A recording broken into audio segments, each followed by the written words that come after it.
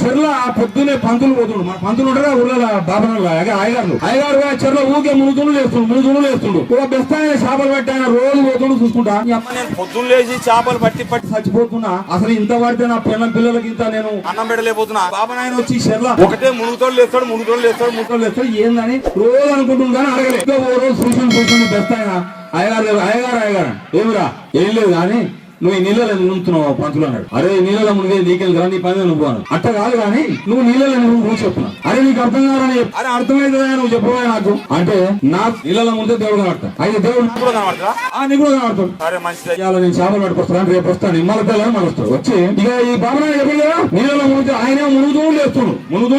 ఇక ఈయన చేసిండు వచ్చిండు మరొకసారి. ఇక బాబనా చెప్పిండు మునిగితే దేవుడు నీళ్ళలో మునిగితే దేవుడు కనబడతాడు. ఈ మునిగిండు దేవుడు ఒకటే నువ్వు కింద మునిగి ఎవరు కనబడతాడు ఏం కనబడతలేదు. నువ్వు కనబడేదాకా నేను లేవన్నట్టు దేవుడు 7 ఊరుకొచ్చిండు.